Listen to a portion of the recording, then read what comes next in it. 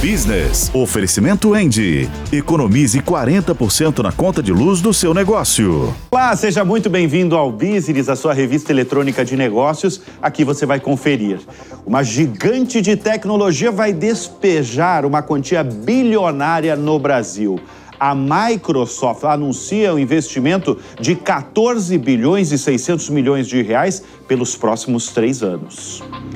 A Meta apresenta um óculos conectado com inteligência artificial. O Mercado Livre vai dobrar centros de distribuição no Brasil até o ano que vem. E por que a Nestlé escolheu o Brasil para instalar a maior fábrica de Kit Kats do mundo? Eu sou Bruno Meyer e o Business, o seu programa de negócios na TV, está no ar.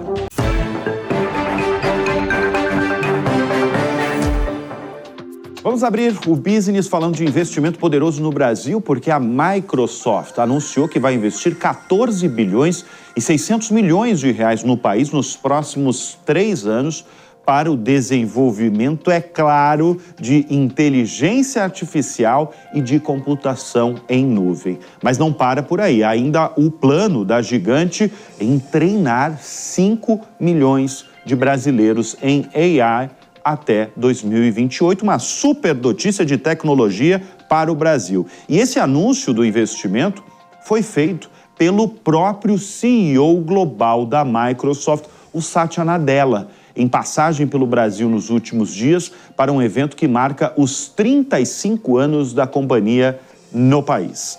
Satya Nadella afirmou que a empresa está comprometida em apoiar a transformação da AI no Brasil e que a tecnologia vai alavancar o crescimento econômico no país, citando saúde, indústria e setor público como impulso para essa ascensão.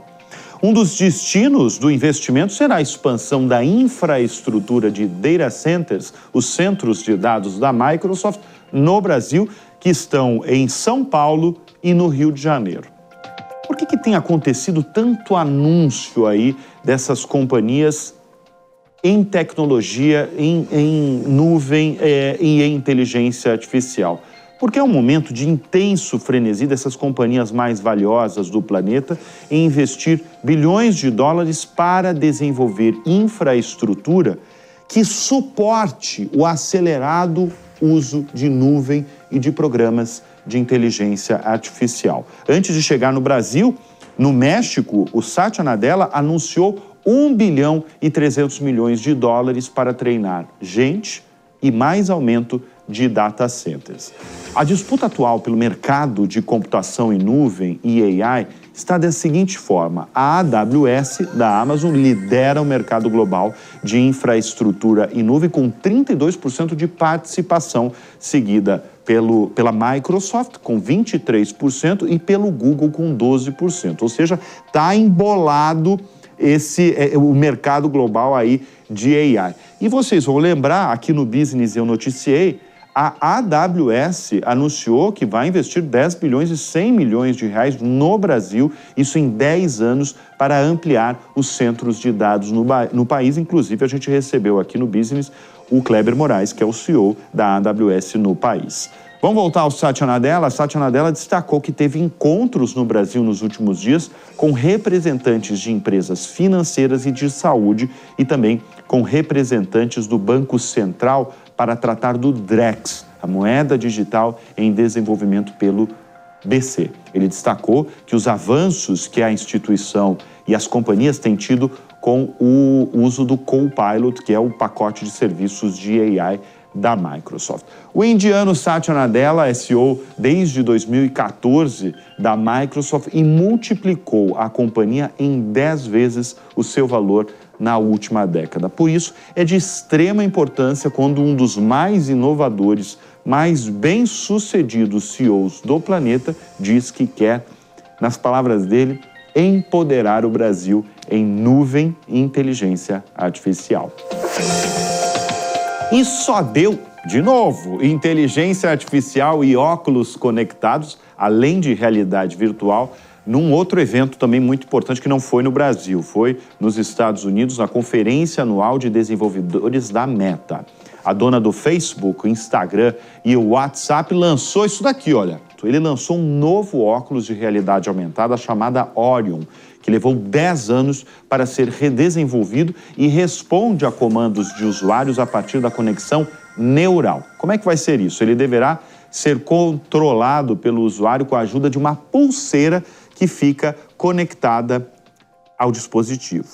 Vestindo uma camisa com a frase em latim ou Zuc ou nada, o dono da festa e da Meta, Mark Zuckerberg, diz que esses são os óculos mais avançados que o mundo já viu e que eles são um vislumbre de um futuro que será, nas palavras dele, emocionante.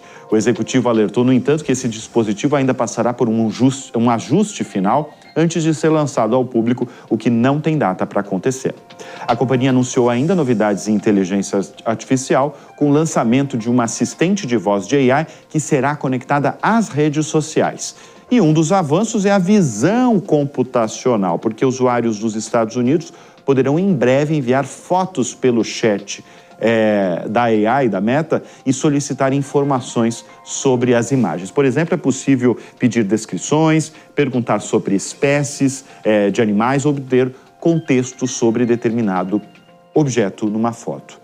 Zuckerberg, esse cara aí que vocês estão vendo aí no vídeo, ainda anunciou novas versões do óculos de realidade virtual, o Quest, que terá uma linha mais acessível, e do Ray-Ban Meta, o óculos que terá novamente novos recursos de AI. Nessa parceria com a Ray-Ban, o produto leva a AI da empresa para funções como tradução em tempo real, recordar cenas do cotidiano ou auxiliar o usuário em uma tarefa doméstica. Um conjunto de funções para tornar tudo isso que ele está falando, que o Zuckerberg falou, é para tornar o produto mais popular, porque talvez essa foi a característica que mais causava o pouco apelo até agora nesses óculos de Zuckerberg: a falta de utilidade.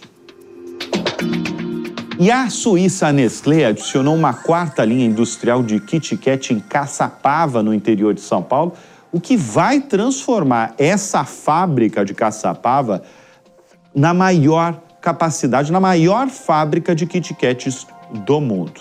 A ampliação desta unidade consumiu um investimento de 300 milhões de reais. Essa fábrica produz várias marcas além do Kit Kat e deve bater um recorde logo mais, porque a partir do ano que vem, com esse investimento, essa deve se tornar a maior fábrica de chocolates da fabricante no mundo. Hoje, o posto pertence a uma outra fábrica da empresa no Brasil, que é a fábrica da Garoto, em Vila Velha.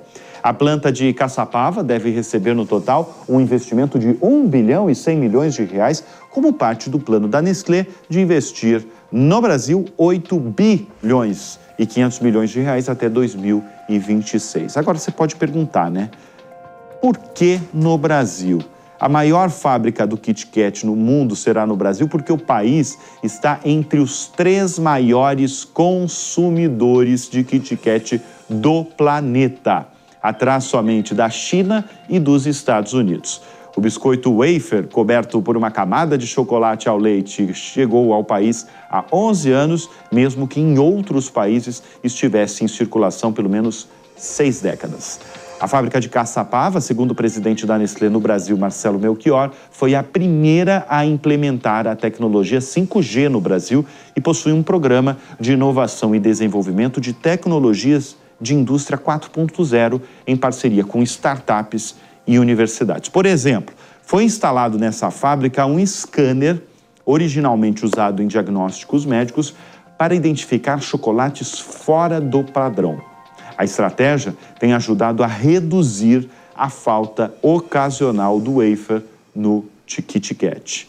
Hoje, no dia de hoje, a Inglaterra é o país que mais produz Kit Kat no mundo, porque, afinal, foram os ingleses que criaram o chocolate há 89 anos. Mas esse título está perto de mudar quando a fábrica de Caçapava atingir essa total capacidade. O Brasil vai subir nesse pódio. E o aplicativo chinês Temu se aproxima aí de grandes varejistas no Brasil, porque dados de agosto mostram que a plataforma chinesa já faz sentir a sua presença no setor de varejo do país e se tornou o aplicativo de comércio eletrônico mais baixado nos últimos 2 meses, segundo o Banco Citi. Os analistas escrevem que o Temu já alcançou 19 milhões de usuários mensais ativos desde a chegada ao Brasil, o que iguala os números do aplicativo do Magazine Luiza. Se analisar o tráfego desses sites de comércio eletrônico, eles apontam que o Mercado Livre e a Shopee continuam crescendo bem acima do ritmo do setor. A Temu foi criado em 2022, pertence ao mega grupo chinês Pinduoduo, que é rival direto do Alibaba e já é visto como uma ameaça aos concorrentes Shopee e Shein, com a venda de produtos diversos que vão desde utensílios domésticos de pequeno valor até roupas e eletrônicos. E atenção, varejo brasileiro, o Mercado Livre vai dobrar o número de centros de distribuição no país até 2025. Essa expansão inclui 11 novas unidades logísticas no Rio de Janeiro, Bahia, Ceará, Paraná e São Paulo no próximo ano. Com essa ampliação, o maior comércio eletrônico da América Latina terá 21 centros de distribuição no Brasil, como vocês estão vendo aqui na tela do estúdio, na tela do Business. A gente, inclusive, no Business, a gente já foi lá em Cajamar, no principal deles, ver como é que é a preparação de uma Black Friday, que é uma loucura. Esses centros, como é que eles vão operar? Eles vão operar num modelo conhecido como fulfillment. O que é isso? É quando as mercadorias elas ficam estocadas até que o consumidor realize a compra. E tudo isso, todo esse investimento acontece por um objetivo. Ela prevê, a empresa, que a ampliação vai aumentar em 40% o número atual de cidades brasileiras com o serviço de entregas no mesmo dia. E todo o investimento faz parte de um plano, nada novo do Mercado Livre aqui. É entregar as mercadorias o quanto antes na casa dos consumidores. Hoje, 232 municípios no país contam com esse modelo. Faz a compra de manhã e recebe no mesmo dia, à tarde, final da tarde, a mercadoria. O Mercado Livre nasceu na Argentina, está em 19 países, mas ele ganha dinheiro no Brasil. Mais de 53% do faturamento vem daqui. E essa expansão anunciada nesta semana é parte de um pacote de investimentos de 23 bilhões de reais no Brasil, anunciados isso lá no início do ano. Deixa eu chamar agora o meu convidado, o estrategista de empresas, o Max Bavaresco, fundador e CEO da Sony. Obrigado, Max, pela presença aqui no Business. Essa notícia é evidente que mexe com o varejo brasileiro.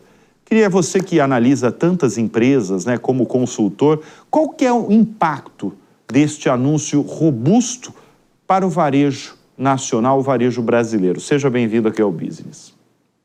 Obrigado, Bruno. Obrigado pelo convite. Prazer estar aqui com você, tratando desse assunto tão sedutor, que são as questões que envolvem o varejo, especialmente o varejo no Brasil, e com um gigante como o Mercado Livre anunciando essa expansão e colocando já de bate-pronto, colocando as empresas tradicionais que estão operando no mercado novamente em uma situação desafiadora, Porque o Mercado Livre já tem imprimido esse ritmo no Brasil e está anunciando que vai acelerar o passo nos próximos anos.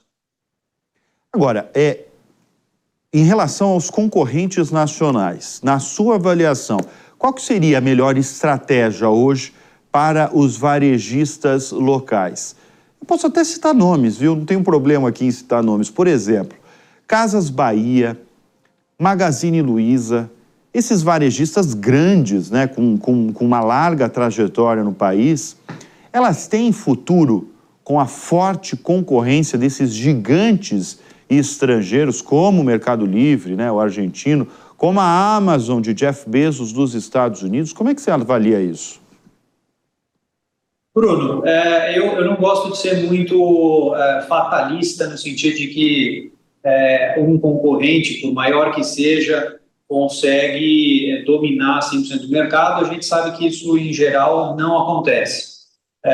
O que acontece, sim, é uma pressão adicional, um aumento da complexidade para gerir negócios tradicionais quando você tem uma entrada de um player novo, de uma nova condição de comportamento, como você estava bem dizendo no começo, na abertura da matéria, né?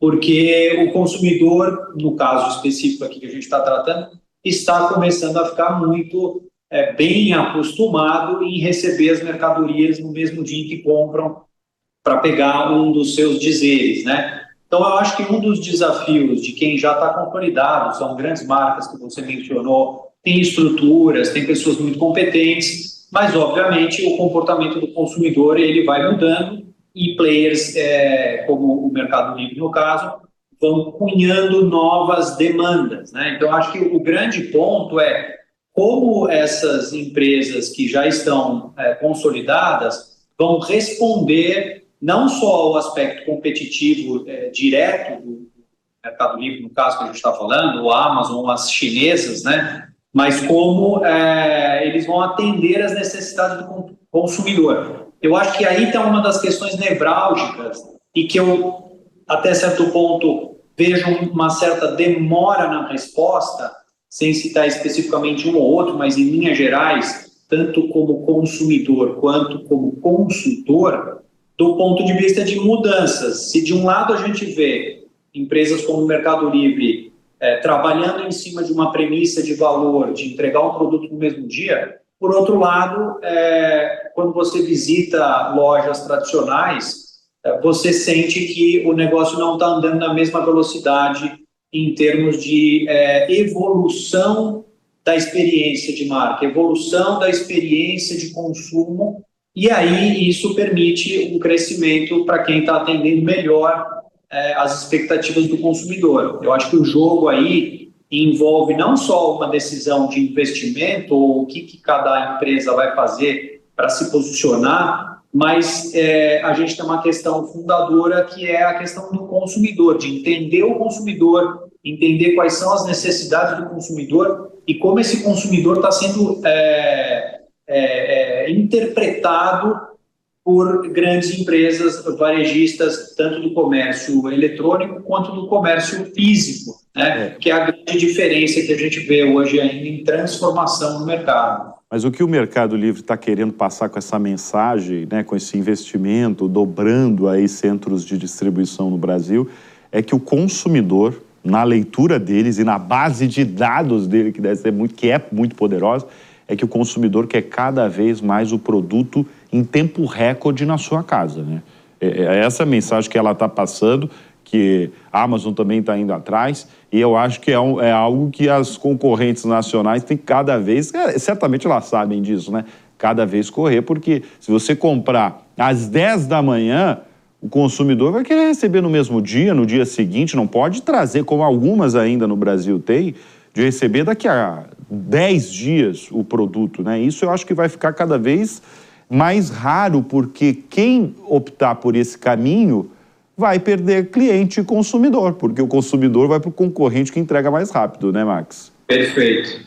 E basta olhar um pouco dos números, Bruno, com relação ao crescimento do varejo em termos de varejo eletrônico vis-à-vis varejo de loja, né, de ponto de venda físico, e ver que esse crescimento está sendo bastante robusto quando você exclui o que é varejo alimentar, que ainda tem uma característica específica, mas quando você vai para produtos de consumo, produtos de beleza, produtos de moda, você olha o track record, né, do que está acontecendo nos últimos anos, a tendência é de crescimento, e você vê muita gente, tanto em pesquisa quanto formal, digo, né, pesquisa para clientes nossos que a gente faz, tanto as pesquisas informais e que a gente está conversando com grupos de empresários ou grupos de pessoas que estão envolvidas de alguma forma nessa cadeia de valor desse negócio do varejo, você vê que está tendo uma maciça migração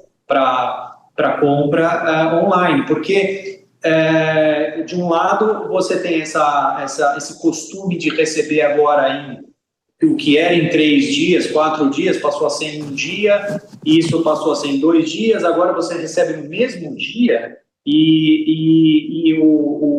as plataformas, digamos, as empresas de comércio eletrônico acabaram entendendo quais eram as barreiras que impediam o crescimento mais sustentável do negócio, como trocas, garantias, direito de proteção do pagamento e uma série de nuances envolvendo a compra eletrônica ou dos possíveis pontos de insegurança do consumidor, eles resolveram, equacionaram esses problemas, então a confiança passou a ser muito mais tranquila e aquilo que antes você só tinha indo em uma grande marca tradicional de décadas de mercado numa loja física, passou a ser também percebida pela compra online e isso potencializou as vendas, né? Então a gente tem hoje talvez uma experiência de compra mais antiquada e com mais barreiras num ponto físico, que vai desde, Bruno, você sair de casa, né, e falar assim, eu vou procurar alguma coisa que eu tenho uma necessidade de comprar. Você vai sair de casa e você vai a 1, 2 pontos de venda, você já teve toda uma questão de deslocamento, né? Aí você vai comparar preço, marca e quanto você consegue fazer isso na internet de forma muito mais rápida e receber o produto também de forma rápida,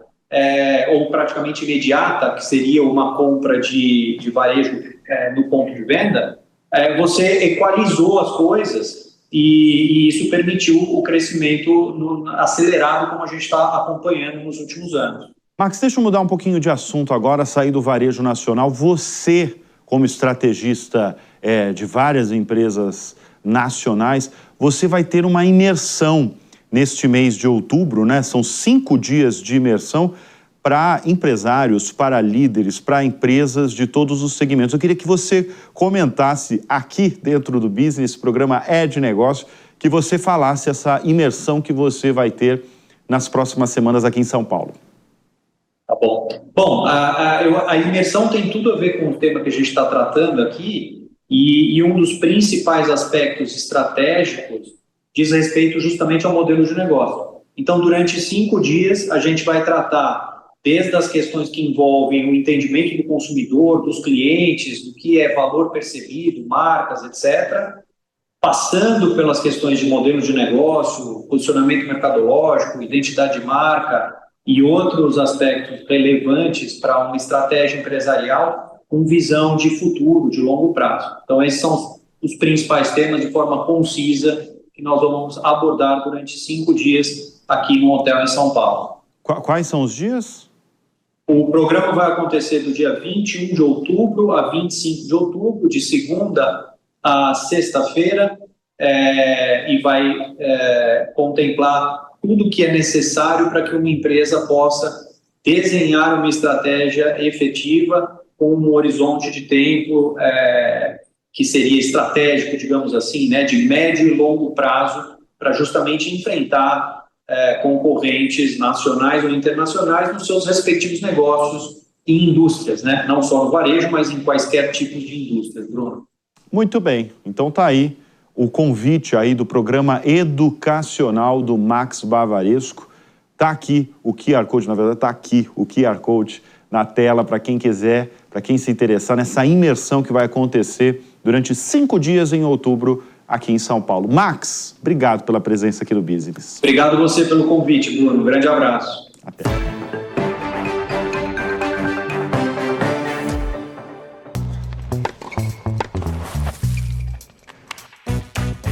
Cara, posso te dar uma dica? Fernando Meligeni? Claro que pode. Se sua empresa gasta mais de R$9.000 por mês na conta de luz, você pode comprar energia direto da Engie com até 40% de desconto. É o Fernando Meligeni ali. É ele mesmo. E o que foi que ele te disse? Disse que eu jogo muito. Vem pra Engie, a sua parceira no mercado livre de energia. Entre vales e vinhedos nasceram nossos parreirais. E junto com estas raízes, escrevemos nossa história. Dos vinhedos à mesa dos consumidores está presente a força da nossa gente, que trabalha com paixão e muita superação. Hoje, somos mais de 450 cooperados e na Serra Gaúcha cultivamos nossos vinhedos, elaborando vinhos, sucos e espumantes e encantando com nossas experiências enoturísticas. Somos a Cooperativa Vinícola Garibaldi, gente que promove a vida em harmonia.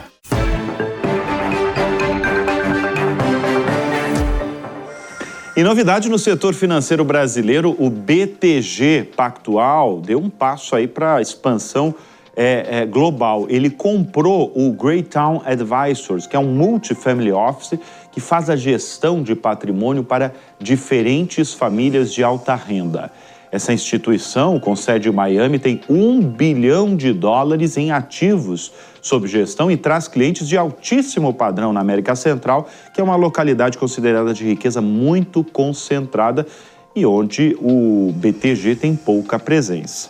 O Banco Brasileiro de André Esteves, presidido por Roberto Salluti, identificou há algum tempo que há oportunidade de negócios em gestoras de fortunas nos Estados Unidos. Eu vou dar um exemplo. Só no estado americano da Flórida, há mais de 100 profissionais similares aos agentes autônomos de investimentos para atender às fortunas de latinos americanos. Com essa aquisição de agora do Greytown, já aprovada pelos órgãos reguladores, o BTG tem agora $45 bilhões para gerir no negócio aí de multifamily office e com operações aí no Brasil, Chile, Europa e Estados Unidos. Essa aquisição estrangeira não chega a ser uma grande novidade, porque em junho o banco anunciou um acordo definitivo para adquirir um banco com sede em Nova York e meses depois de ter adquirido outro em Luxemburgo. Os negócios de gestão de fortunas e banco pessoal do BTG alcançaram $799 bilhões em ativos em junho, 27% a mais que no ano anterior, segundo os relatórios financeiros divulgados no último balanço da companhia. E após encerrar as atividades no Brasil em janeiro de 2021, a Ford anunciou na última semana que vai transferir a fábrica de Horizonte, no Ceará, para o governo local. A planta era responsável pela fabricação do Troller e agora ficará a cargo da Comexport e deverá virar um polo multimarcas para a produção de veículos eletrificados e híbridos. O governo do Ceará confirmou que deve investir R$400 milhões no negócio, que deve gerar 255 empregos diretos. E o TikTok resolveu colocar fim ao serviço de streaming de música. O TikTok Music terá as atividades encerradas em 28 de novembro. Todos os dados pessoais serão automaticamente excluídos, é o que diz a empresa. Por isso, em uma postagem, a plataforma orienta que os usuários transfiram as playlists para outros aplicativos até o dia 28 de outubro. O recurso de música permite que os usuários salvem as faixas preferidas em aplicativos como Spotify, Apple Music e Amazon. Inclusive, o próprio TikTok Music havia sido criado pela ByteDance há 2 anos para competir justamente com o Spotify e a Apple Music. Mas parece que esse projeto não deu certo. E essa é para quem é mais saudosista aí. Vocês lembram do famoso bichinho virtual Tamagotchi, que virou febre no mundo todo no final da década de 90? Pois então, a fabricante Bandai Namco decidiu abrir a primeira loja no Reino Unido. Muita gente vai lembrar, tenho certeza aí do Tamagotchi. E em quase 2 anos, as vendas do Tamagotchi praticamente dobraram. Agora, o bichinho virtual traz algumas funcionalidades, claro, tem que inovar um pouco, né? Tem acesso, por exemplo, ao Wi-Fi e tem também a possibilidade de baixar novos itens para se conectar aos amigos. É praticamente um Tamagotchi com rede social. E o Business vai ficando por aqui. Eu sempre reforço que o nosso encontro é aos sábados, às 3 da tarde. Um convite, antes de encerrar, um convite para você. Se você quiser ter mais conteúdos exclusivos aqui da Jovem Pan, como vídeos de todos os nossos comentaristas, faça a sua assinatura, entra lá, www.jovempan.com.br e assine. Tenham todos um ótimo final de semana e sempre bons negócios no radar. Até semana que vem. Tchau!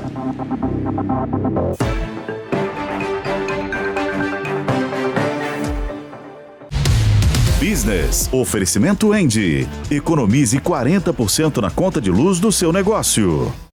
A opinião dos nossos comentaristas não reflete necessariamente a opinião do Grupo Jovem Pan de Comunicação. Realização Jovem Pan News.